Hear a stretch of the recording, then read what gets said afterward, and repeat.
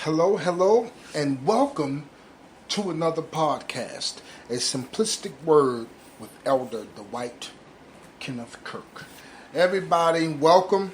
Welcome for all of those that have been keeping up with Elder Kirk. We are going to get into it on today. We have a few topics to talk about today, but what we will begin with is why is the church pushing politics? Why is the church pushing politics? Now, I want you to come with Elder Kirk on this here. For your study time here, we will be doing Proverbs chapter 21, verse 5 through 31. Okay? Verse 5 through 31. Now, why does the church push politics? Now, for the longest time, when I was coming up, they always said that there needs to be a separation of church and state. I've done this podcast before, something similar, a couple of years back, or a year back, I think, and we tried to walk through to get a better understanding of why all of a sudden, not all of a sudden, but slowly but surely, the government has been creeping into the churches, and the churches are standing there with open arms. Let me give you some 501c3 government assistance. 1 + 1, 2. You get it? I offer you 501c3. You give me the authority. Okay, I need your help. I need the money. Okay, that's fine. Okay, let's go. There we go. Certain things, like I said before with 501c3, there are certain things that you cannot do and you cannot say. And like I said before, you do have to sell dinners because under 501c3, you are supposed to have a certain amount of fundraisers every year. Now, we're going to get, that's just the surface of this, why does the church push politics? Now, the church, what really got me was when Trump started talking about I have the evangelicals on my side. Some of our, now not mine, but some of our most prolific speakers right now with mega churches support him. Who is Joel Osteen, one of the biggest mega churches, in this country, has mad love for him. A lot of people that, please, I'm going to be a bit offensive. There were people that has said that by prophetic, Trump is supposed to be the president. Okay, now we're going to get into it. I understand that Trump is the president. Now, you may be saying, Elder Kirk, I remember when you said you hope he die and go to hell. He's not doing anything. He's just a little bit better than nothing. And I haven't changed that. If you could come with me, please, I'm pretty sure when the children of Israel were in bondage with Babylon, do you think any of them just got happy and said, oh, I hope I stay here the rest of my life? When something bad is going on, you want things to get better. Now, I understand. I'm not going to lose you here. If God has put in position Donald Trump, and I said God has put Donald Trump in the position to make things worse for us, why do you think that so many people are going to just sit here and say, oh, yes, it is okay, he can take everything from me, and I give him that authority and that right. The cops can beat me in the top of my head, and as long as that's the law and everything is okay, I'm fine. I'm going to go to the church and pay all my tithes and just be a robot and do everything that's supposed to be done. The problem that nobody is understanding is this, and I'm not going to say that God didn't put Trump in there. Maybe he did put Donald Trump in there, but guess what? People put Donald Trump in there as well. See, we got to get into this understanding of free will. We have the free will to do whatever we want. So why does everybody get this confusion in your head when everything happens? Oh, it was God's will. People with money makes things happen. You understand what I'm saying, man? People with money make... You understand? See, Elder Kirk goes to work every day. Works 6 days, maybe 7 days a week. The people that are sitting on top take that money. They take out what they're going to take out. But those are the ones, take my money, can make things happen. They say money makes the world go round. So for, Elder Kirk is, I'm becoming more awoken. I'm more woke now than I was some years ago.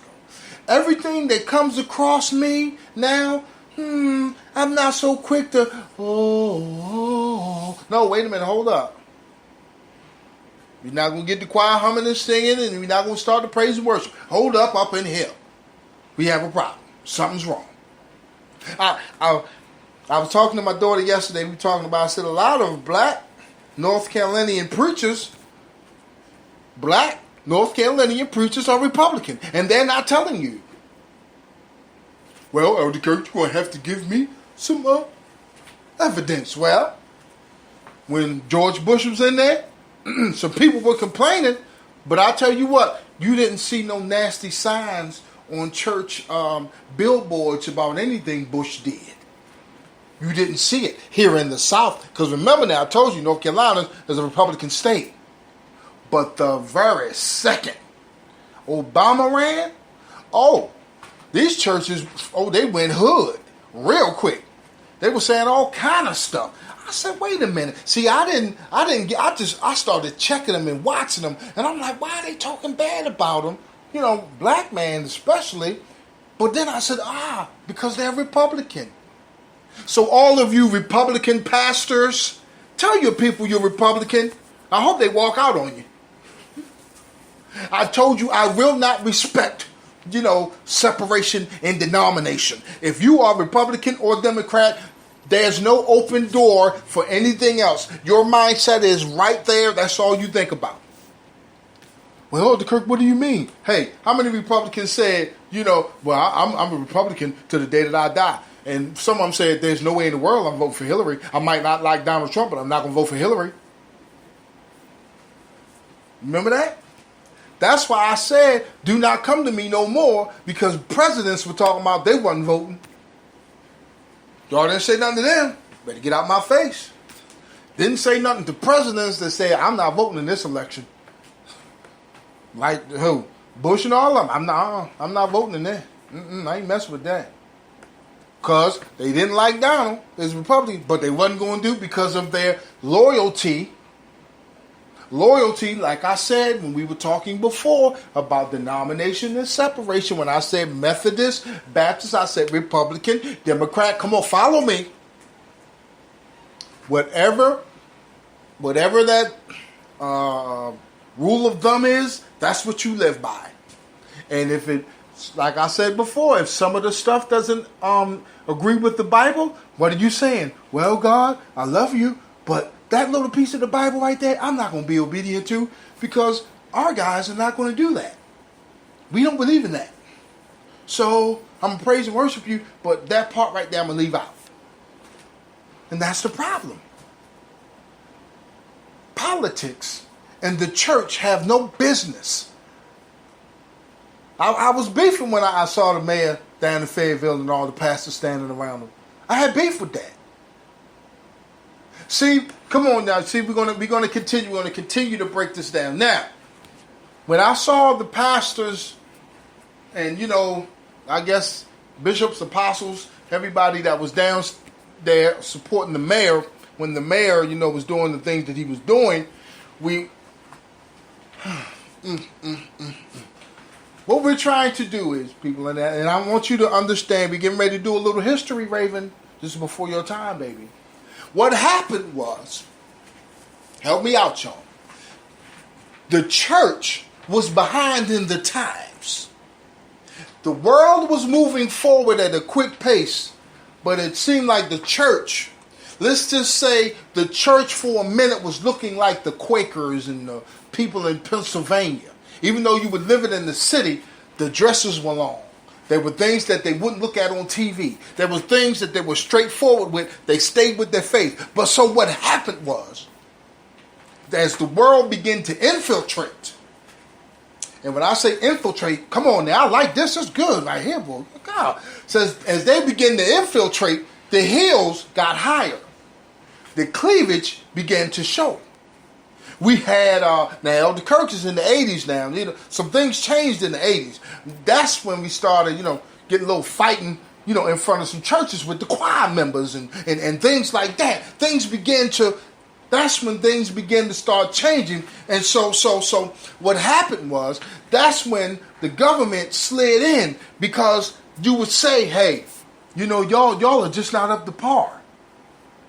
You understand? Y'all are not on this level or where the people need you to be. Now, see, what happens with that is that was outside interference. When I say outside interference is what happened was the people that were outside the church and saw how slow they were started saying, hey, how about you do this? Hey, how about you do that? Nobody said, let me go in my prayer closet. They were just like, yeah, let's give it a try. That's when the clubs started in the churches in the 80s. And they weren't called clubs then. Then they were little, they have a little DJ. And you know what I'm saying? Because come on now, we going to be real with it on the day. Some things happened at the church. We used to act up back in the 80s now. Come on now. I got my daughter here. She's 17, ready to turn 18. But, y'all know what I'm talking about.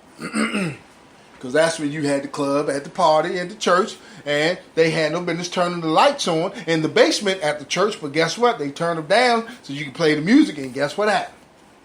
Until one of the mothers came in there and turned the lights on. Elder Kirk is not getting off. I'm still on.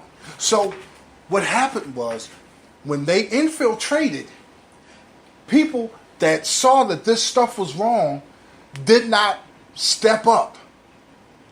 You can't blame God for the position that we're in now, because there were people that were on the wall. They were people, but the ones on the wall were not the ones in charge.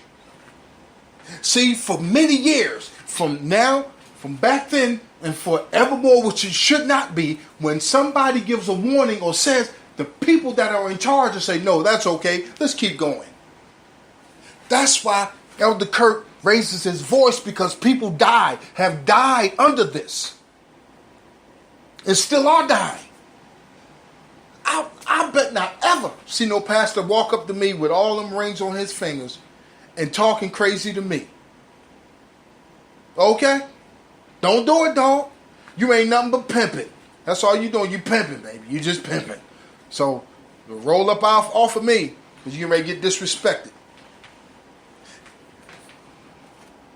We got to learn our history of how this began, how it got so out of hand, and guess what? We are the ones that are supposed to fix it. We're still in the corner, standing on the wall. Oh, show me, Lord. Show me, Jesus. God, Lord, I need you now. And you know what to do. But the people that want to do something are not the ones in position. Because the ones that are in position are the ones that need to be moved out of the way. But you're scared to move them. Why? Touch not my anointed. So you back off and get scared. How are they God's anointed and they're not doing what God told them to do?